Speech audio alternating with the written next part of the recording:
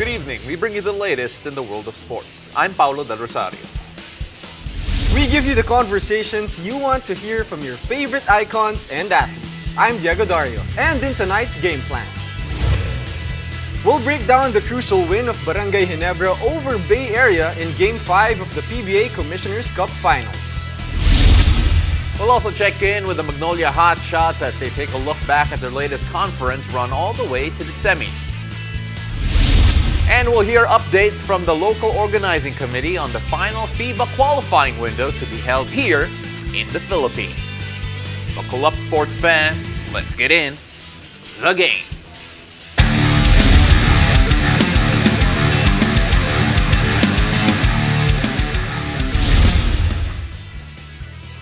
Barangay Ginebra is now one win away from claiming the PBA Commissioner's Cup title.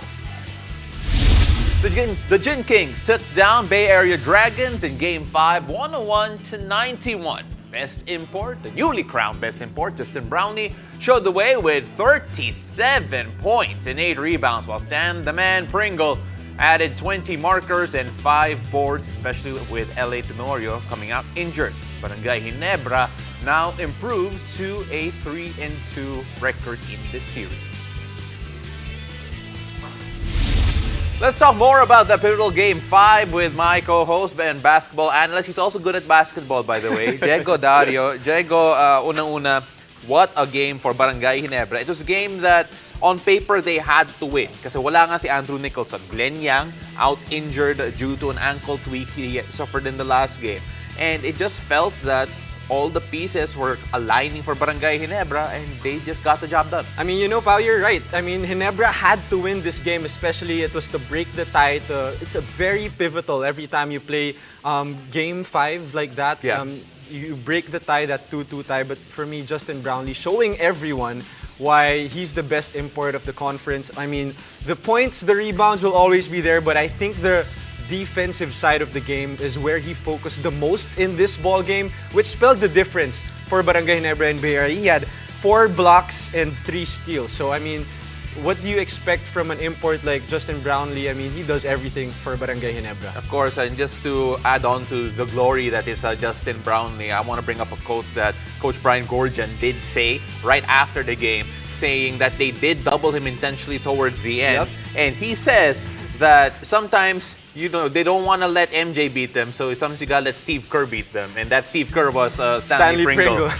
I mean, you're right. Justin Brownlee was doubled, especially in that end game, and Justin Brownlee, the way he is, the player that he is, making the right decision, and the ball found just Stanley Pringle's hands, back-to-back triples in the fourth quarter. I mean, he doubted himself coming from an injury, a long injury. But, in this game, he's probably not even 100%, but still had 20 points. So, Stanley Pringle, Stan the Man, showing us why he's still one of the best players in the PBA. Low-scoring game for Scotty Thompson, 7 points, 4 rebounds, and 8 assists. But he had that crucial one coming off a steal, the NSD run that he had almost by himself when he laid it up in the end. But going on to the other side, Hayden Blankley, the only real threat here for Bay Area. Kobe Lam had 16 in the second half because he was scoreless in the first. And he looked like he may have gotten her towards the end here. Just how big, though, was Hayden Blankley in this game for Bay Area? I mean, without Yang and without Andrew Nicholson, you expect Hayden Blankley to get a lot of offensive touches, and that's what happened. He had 29 points, tried everything to keep Bay Area in striking distance. 29 points, hitting a lot of threes. That's what he does best, and he tried to keep Bay Area alive in this one. Ginebra will now try to close out in Game 6, and we all know that closeout games are the toughest. Yep, and they always say that. And talking about Barangay Ginebra, I mean, they have the experience. Out of all the teams, I believe Barangay Ginebra has the most experience in trying to go for these closeout games, especially against a new team like Bay Area. But Bay Area, we'll see if Andrew Nicholson will be available to play in their next game. That's going to be big for their team to keep it alive and force a Game 7. Again, the Game 6 will be at the Smart Araneta Coliseum, 5:45 p.m. And you know what? We'll see everyone there. Yep, and it's going to be a very exciting Game 6. And after the break, we'll check in with the Magnolia Hotshots as they look back at their run in the PBA Commissioner's Cup. Stay tuned. You're watching The Game.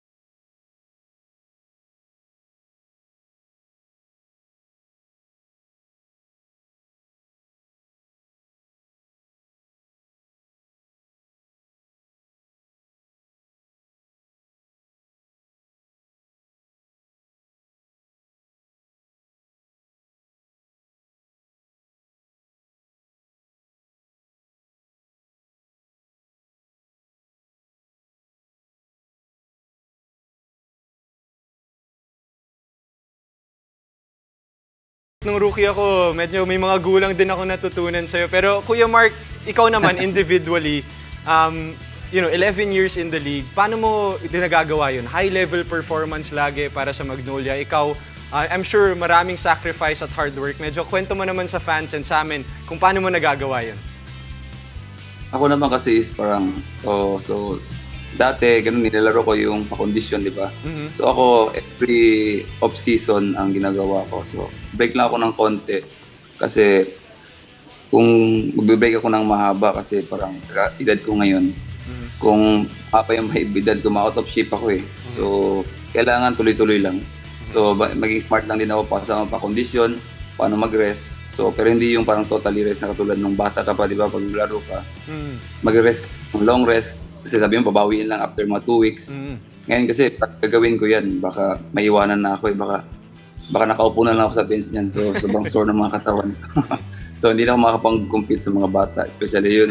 meron kami kalala si Jeric and si AD athletic. Yeah. Si Jeric napaka-shooter, lumalabas sa screen. Hindi ko na mahabol yung mga ganun. So, ngayon, pinapakita ko pa rin sa kanila na nakapag-compete pa rin ako sa practice. Kasi ako, sa practice ako kasi nakipag-compete talaga ako. Hindi ako yung, kasi senior ako, relax lang ako. So gusto ko yung, alam mo na ipag-compete kasi everyday gusto ko mag-improve. No quit on you, Mark. Mark, maraming salamat. Thank you very much na at least nakahabol ka. And of course, thanks also to Adrian, Jeric, and James. Jeric, Adrian, I'm sure you're gonna end up guarding like Mark Baroka very soon. James, try. I wanna see you try. Let's see if you can get there. Maraming salamat, guys. Good luck for the upcoming season. Thanks, guys. Okay. Thank you, Pao. Thank you. So after the break, we'll talk about the upcoming FIBA World Cup Asian qualifiers to be hosted by the Philippines. Stay tuned. You're watching The Game.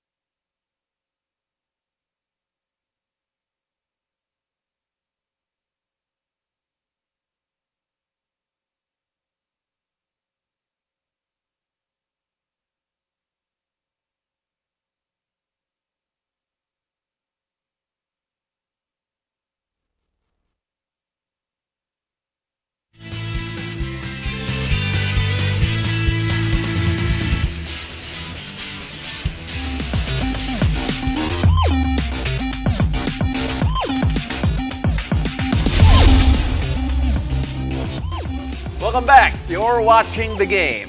Gilas, Pilipinas is back home for the final window of the FIBA Basketball World Cup Asian qualifiers.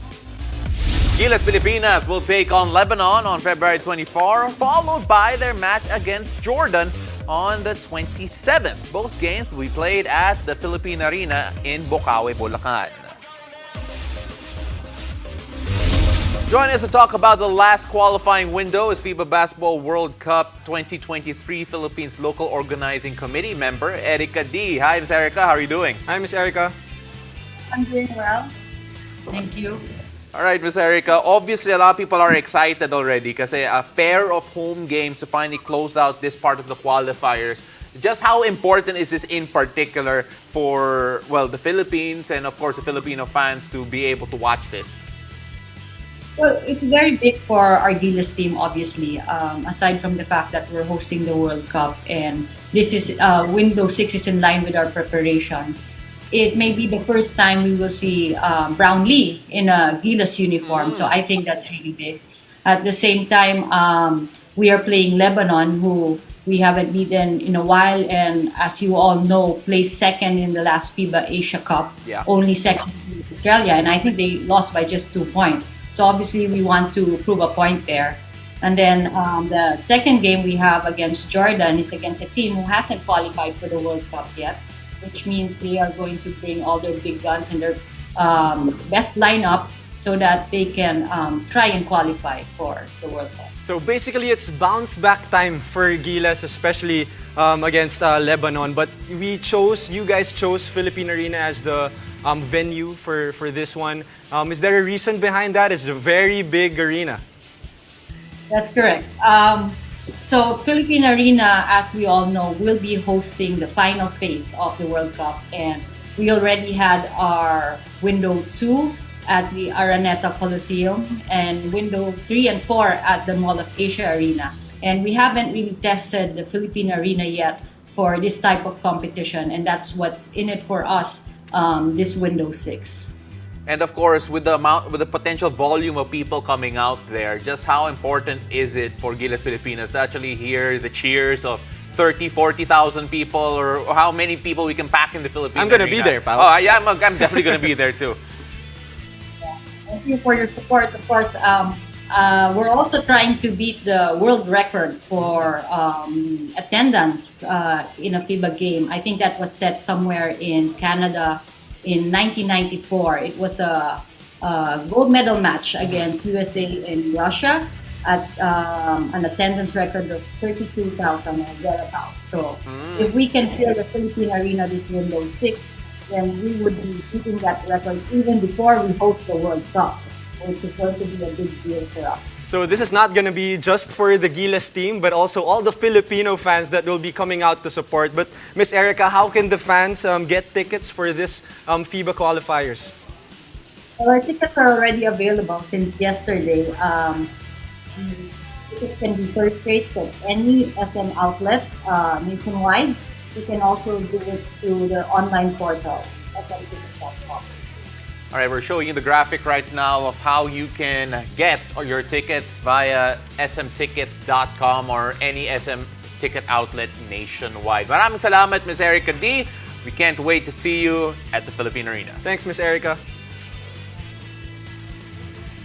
And thank you guys for joining us. I'm Diego Dario. I'm Paulo de Rosario. This has been The Game.